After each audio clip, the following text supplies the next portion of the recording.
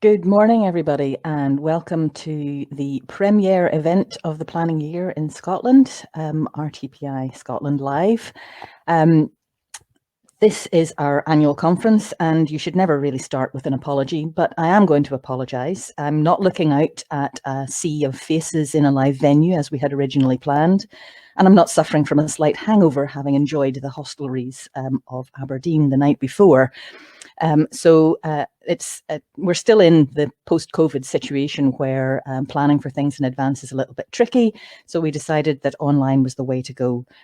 So as part of that, I'd like you to treat this as you would the annual conference. So when there is a break, don't just go straight to your emails. Get up from your desk or wherever you happen to be looking on screen. Make yourself a cup of tea, go to the loo, take a break, stretch a bit. Don't just have all the background noise that I know we all have been guilty of having as part of working from home. And if you're in the office, then well done you for getting back to something looking like normal. This is a focus on a post-recovery exercise and planning for a green economy. But planning is an optimistic profession, and conversations I've been involved in recently reflect that. We're now a little bit less fixated on the here and now, and we're getting back to looking to the future. But as thinking turns to a post-COVID recovery, many planners are asking what it will look like. And a focus on a green economy is seen as key to this. But what does that actually mean? What does it look like? And how do we make it happen as planners? I know it can seem rather overwhelming dealing with a climate emergency, but planning has a key role to play, and we all have a part in that. This conference will bring together a range of perspectives to explore what they think a green economy should comprise and what's needed to deliver it. So there will be lots of takeaways for you in your individual work. It will also look at leading practice in a range of different settings, and it's always good to hear from others, examine what planners can contribute and what's needed to initiate the changes required. This event is part of the RTPI's COP26 programme, aiming to highlight the role that planners can play in tackling climate change and achieving net zero carbon targets. We hope that it can also inform thinking on the forthcoming draft national planning framework, which is due to be published in the next month or so. What I would say, though, is COP26 is not just for Christmas, as it were.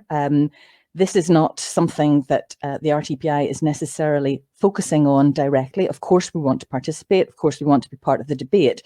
But actually, it's not going to end with the COP26 events. We need to keep tackling the issues that face communities around Scotland, the UK, and the world in general. Thanks to our sponsors, Capita, for all their support in making the conference happen.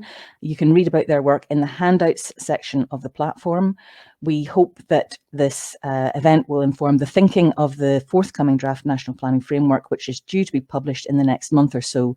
So there will be lots of conversations that come out of this and out of the delivery of the draft. And we hope that RTPI will be able to hold more events for that. We're keen for audience participation, so please use the Q&A function. The earlier the better, so don't hold back. I will try and get to as many questions as we can as part of the discussion sessions. The more that you participate, the more inclusive the event will be and the better it will be. So please do so that we can feed this into the discussion. Points made or questions are welcomed. The whole event will be recorded. It'll take a little while for that to be edited, so it will come out probably next week, and you can relook at events where there were things said that you've maybe missed, or links talked about that you want to follow up with, and also to share that with others who weren't able to attend today. I just want to remind you all of where kind of we all started, and that was in Geddes, place, work and folk. There never was anything wrong with that. There still isn't. And that's at the heart of everything that we do. So bear that in mind as you're watching this event today. I was going to say it's not all about climate change, but the event kind of is. But what we do has people at the heart of it, and the places that they live, work and enjoy. There is troubleshooting guidance in the handouts documents folder, so you'll see that on your screen. There's a little tab that says handouts. So if you've got any issues associated with that, please use that. And I think that's probably all that I need to say this morning. I'm a little ahead of time. I hope that doesn't muck things up too much. We've got context setting next from Tom Arthur, the Minister for Public Finance, Planning and Community Wealth. He was really keen to attend the event and had hoped to do so, but unfortunately wasn't able to. So instead, he has very kindly taken some time to record a video so that we can play that. So I'll ask the team now to play Tom Arthur's address. Thanks.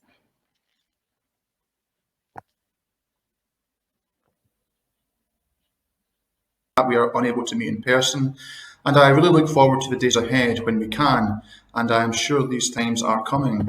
But I also regret not speaking to you live either. Some Thursday morning business with the Parliamentary Committee has led me to recording this message in advance. Earlier this year, I was delighted to be appointed as Minister for Public Finance, Planning and Community Wealth. It is a broad portfolio with clearly linked important objectives.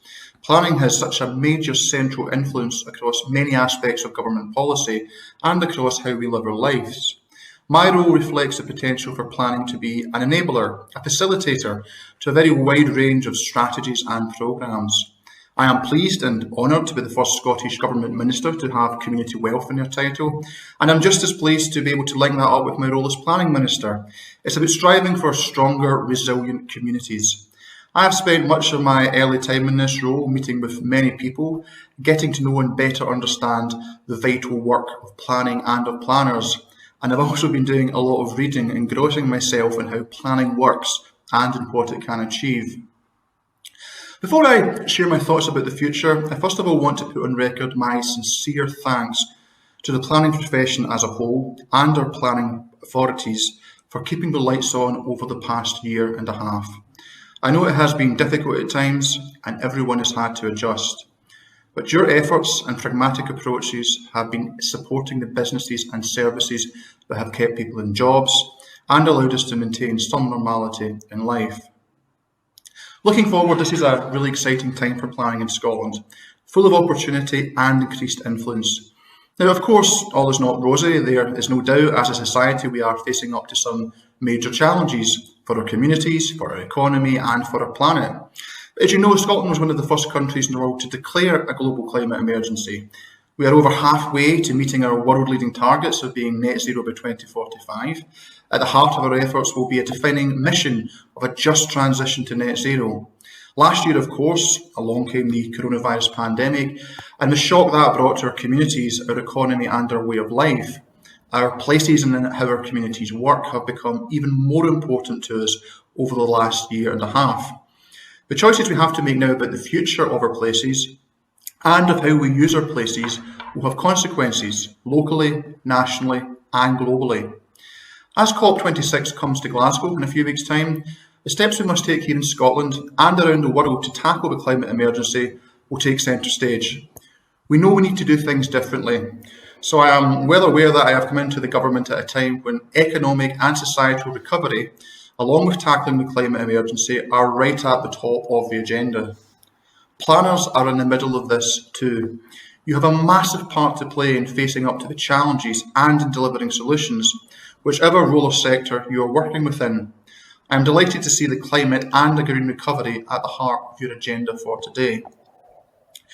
You will all be well aware that we're getting ready to publish a draft of Scotland's 4th National Planning Framework. This presents a timely opportunity for us all to lead the change we need, and the draft is coming soon. We're going to have a really exciting conversation about how Scotland develops over the next few decades, tackling the big challenges and embracing opportunities. The immediate future of how we plan our places and how we develop is going to be crucial to Scotland's recovery, and it's going to be crucial for our ambition to achieving net zero. So you will not be surprised by the direction of the draft NPF4 when you see it. Now, I don't want to give away any spoilers so close to launch, but you can expect to see the Scottish Government's firm commitment to tackling the twin climate and nature emergencies throughout the draft. And you can also expect to see a commitment to planning influence in delivering our ambition for 20-minute neighbourhoods. This is presenting an excellent opportunity to reassess how we live, work and travel, and rebalance the impacts of the way we live on our places and climates. The creation of livable, accessible places with thriving local economies will be important in reducing transport demand as well as strengthening our communities.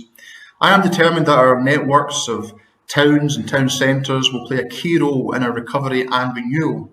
It is vital that we work together to support them as much as possible. Now, I'm wary of saying too much about the draft NPF content just now, but I will say a little bit about housing. You will be well aware that we are to include housing land targets in the NPF. Planning for housing has become a complex numbers game. It is difficult to understand, even for professionals. And as you will know, it often leads to conflict and sometimes to litigation too. But for the majority of people I represent, this science seems impenetrable. The processes and decisions about new housing play a big part in shaping the often negative view people have of planning as a whole. Now, while it's important to get the numbers right, there's also a bigger picture about quality of place. We need to shift the conversation beyond numbers and over to how our homes and communities work for us. I know we also need to reset relationships between the different interests in our planning system. There has been too much conflict about development in the past. Entrenched views do not make for reasonable debates over some big choices we need to make about our places. Collaboration over conflict has been an important theme throughout the planning reform programme. We need to make that a reality. As one example, today we have laid regulations in the Scottish Parliament that will introduce the detailed arrangements for communities producing their own local place plans. This has been one of the key elements of the reform programme to help build up more public trust in planning. People have a very clear idea of how successful local places can work, and the great many examples of people pulling together in their communities during the pandemic is testament to that. It's important that we can hear much more about communities' aspirations for the future development of their places and what they do want to see happen. That might mean listening to some different voices. Another important point I would like to reflect on briefly before I close is to stress that I understand the recent and current pressures that planning services have been facing. These have been highlighted to me from across the sectors recently. I am clear that effective resourcing is one vital element in improving planning's influence over the future of our communities. I know we've had a long-term commitment to reform the planning fee structure, including substantial increases in new income streams for authorities. We would have done that over a year ago if not for the pandemic, but the time is now. So we are taking steps as a priority to increase authorities' income from their planning services. We will also progress with the requirement for all authorities to appoint a Chief Planning Officer, recognising the value planning adds to delivering their objectives. Our proposals for improving performance are also crucial. I stress that this is not just the performance of authorities, of planning authorities, but of everyone needing to play their part in planning. So we are also now picking up again on our plans to recruit Scotland's first National Planning Improvement Coordinator. The role will also be an important resource for the whole planning community, and I expect us to have someone in place in the next year. Before I finish, I should say a bit about the remainder of the planning reform programme and completing the implementation of our new Planning Act. You will know that much of the implementation had to go on hold when the pandemic struck last year and priorities changed for many of us. We have continued to progress what we could, including the local place plan arrangements I just mentioned. Next up in the programme, we will issue our consultation on the new development planning regulations, also incorporating the related regulations for open space strategies and place efficiency assessments. We will do that alongside the draft NPF4 so that you can see the full emergent development plan context together. We're also just about to publish our revised work programme for the rest of the outstanding work to implement the Act. Most of that work will happen through 2022, but we will stagger that process rather than try to do it all at once. In particular, that is because we are urging you to engage enthusiastically with us through the NPF4 and development planning consultations. So we will not want to overburden Scotland's planning community with all of the other planning reform strands at the same time. I am well aware that this is your planning system, and I want to keep talking with you so that we can make the reforms work for everyone. But I will admit I am particularly looking forward to the time when we can take a long break from debating processes, because then we can turn our focus fully onto how we all work together in making great places, and because that is what planning reform has to be about. At that point, I will bring my remarks to a close now. I hope you have a great conference today. You have some really interesting and thought-provoking sessions ahead. I will be interested in hearing more about the discussions you have, and I look forward to working closely with you in the coming months as we shape NPF4, our future planning system, and Scotland's development in the years ahead. Thank you.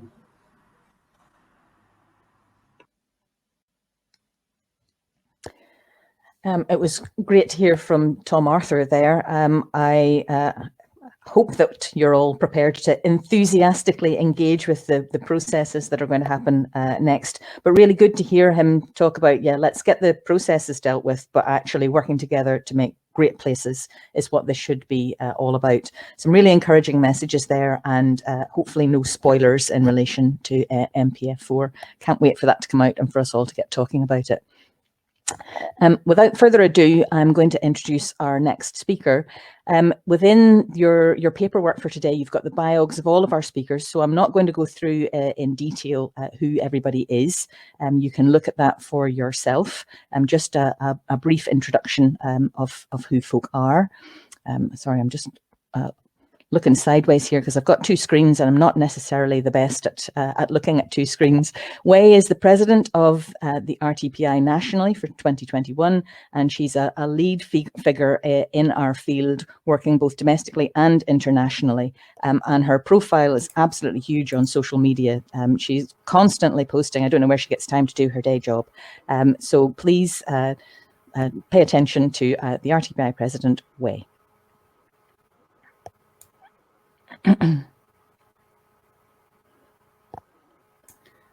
Thank you, Barbara, for the kind introduction. Good morning, everyone. It's my great pleasure to attend the RTPI Scotland Annual Conference, Scottish Planner Live. Today, our topic is planning for a green economy. There is no better time for us to plan for a green economy for the future at a time when we hope the worst of the global pandemic is now behind us. Last year, the RTPI launched a major campaign, Plan the World We Need.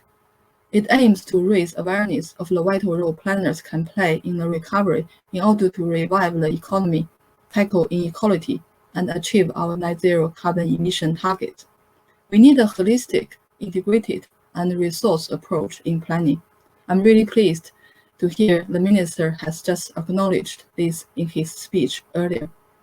So today, we are here to take a holistic approach to consider what role planning and the planners can play in addressing the challenges that society faces in Scotland, and how we can turn challenges into opportunities and plan the Scotland we need.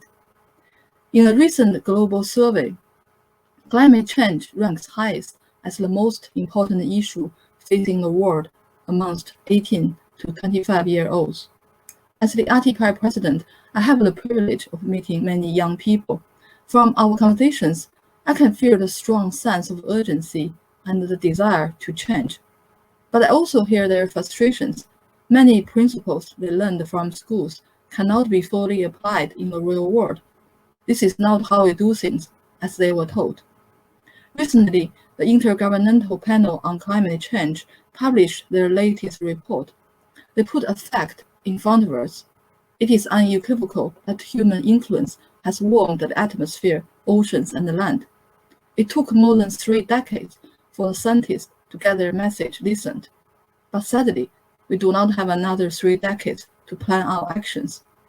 This decade is crucial to control climate change within the safe limits within 1.5 degrees. The UN has warned that nature is declining globally at a rate unprecedented in human history, and the rate of biodiversity decline is accelerating. However, the current global economic and development model does not count for natural capital and the ecosystem services provided by the biodiversity. The danger is really on every country's doorstep. Nowhere is safe on this planet. Climate change and the biodiversity decline must be tackled urgently together, and with pollution and waste, they are immediate threats to our humanity and the planet. The scientists are calling on countries to protect entire ecosystems rather than just iconic locations or species. Treating climate, biodiversity, and human society as coupled systems is key to successful outcomes from policy interventions. Transformative changes need to start from how we work with each other, how we share our data and knowledge, and how we communicate with the general public. To plan for a green economy, I believe our first priority is to create a shared vision. We must all remember that our economic growth is restricted by the planetary boundaries, the ecological limits of the planet. The limits have fundamental impacts on our economies, livelihood, food security, health, and the quality of life worldwide. Spatial planning is part of the solution to major social, economic, and environmental challenges.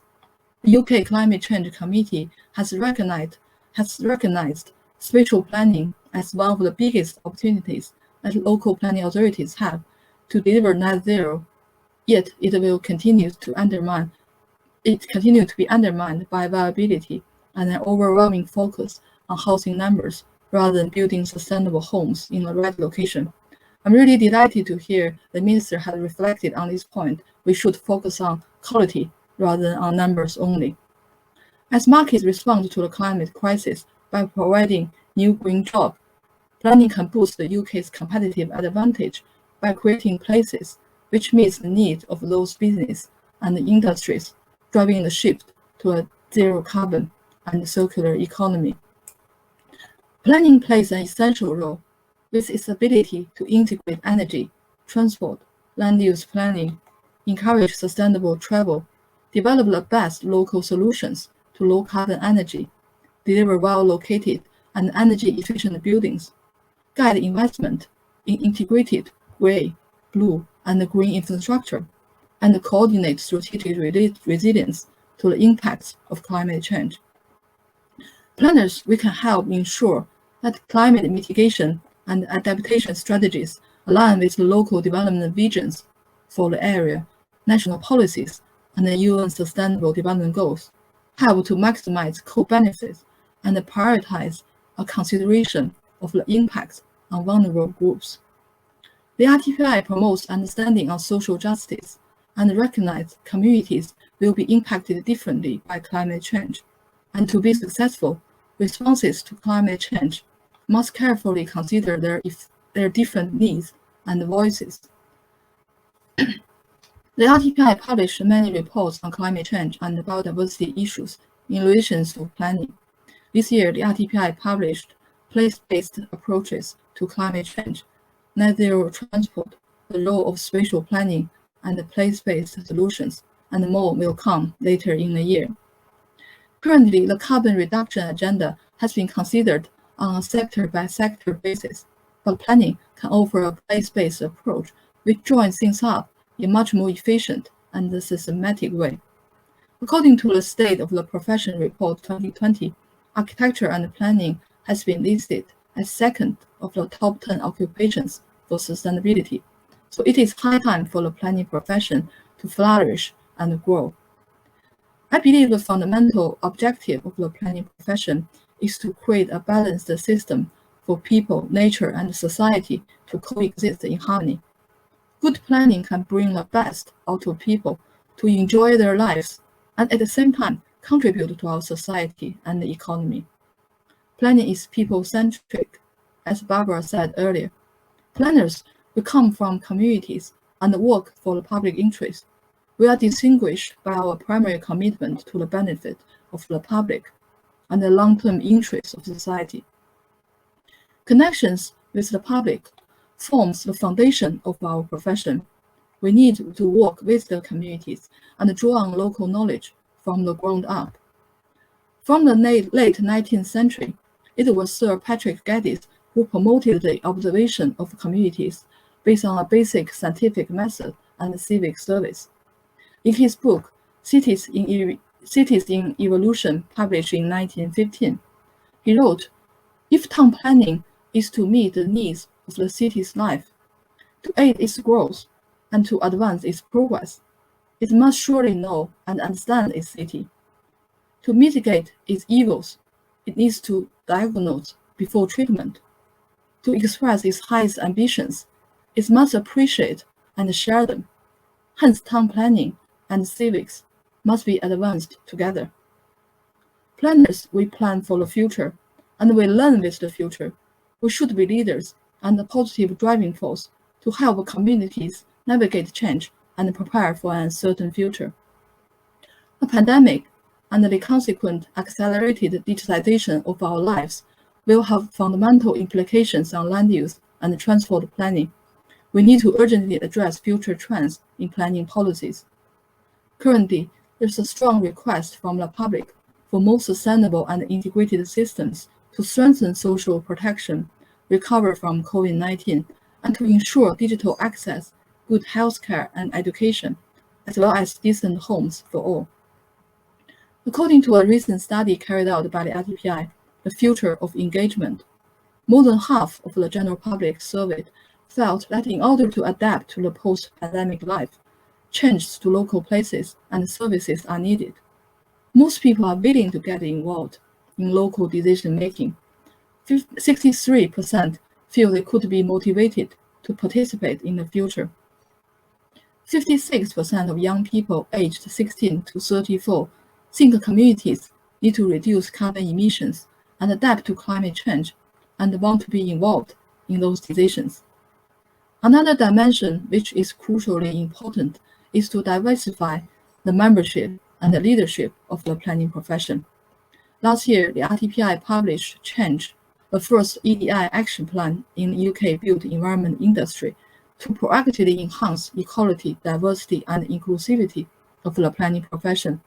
Now, 1 year on, some positive trends have already occurred. The planning profession needs to be a representative profession of our community. In my RTPI election manifesto, I called for a revival spirit and for a modernized planning profession.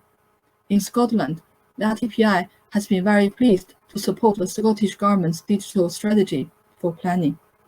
We should grasp this opportunity to unlock the full potential of utilizing data and digital technology in making well-informed, intelligent decisions. This would allow us to take a place-based system approach to tackle the grand challenges of our times. To facilitate a green and circular economy, more cross-disciplinary innovation in relation to planning is urgently needed. Planning profession is a highly creative profession. As an applied science, as an applied social, environmental, and behavioral science, planning synthesizes a variety of perspectives and approaches, and is the glue that binds built and natural environment expertise together to create a better future for the public interest. The circular economy requires to redesign everything: products, business models, cities, and linear systems that have lasted for the past century, in such a way that they continuously sustain one another. With current advances, digital technology has the power to support the transition to a circular economy by radically increasing virtualization, dematerialization, transparency, and feedback-driven intelligence. The same is true for spatial planning, which is entirely coincident with the idea of circular feedbacks that provides an internal momentum for the whole system. At the same time, I believe it is time for the planning profession to take a leadership role in forging a common and collective sense of purpose with other like-minded built and natural environment professionals. The professional boundaries are merging. What joins us together is our shared sense of purpose. What should be done now to make our world a better place for our future generations? We need to unlock the full potential of the planning profession by cultivating a sustainable research, practice, and education ecosystems for spatial planning to fully embrace the data and digital technology. It will enable us to create a better plan-making and place-making process, and also to encourage an interdisciplinary collaboration approach.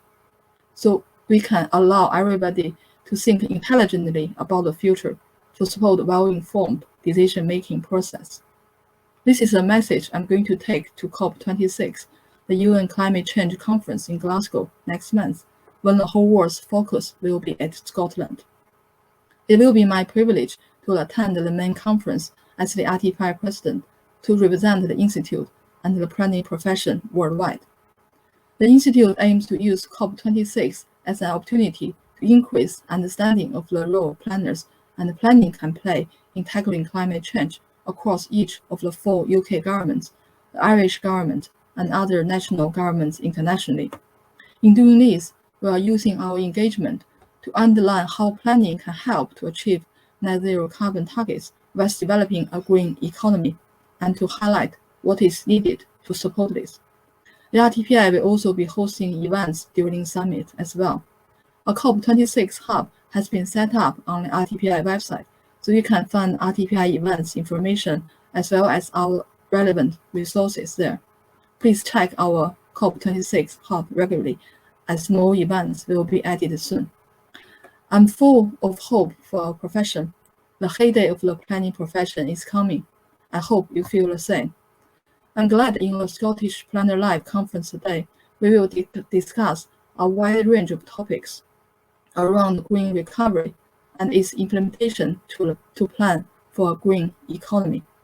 I hope the conference will provide a productive and informative day of discussion and debate on these topics to reflect on the role of planners and the planning profession. I look forward to taking our collective views to COP26 and promote it further in the future. I wish the conference a great success.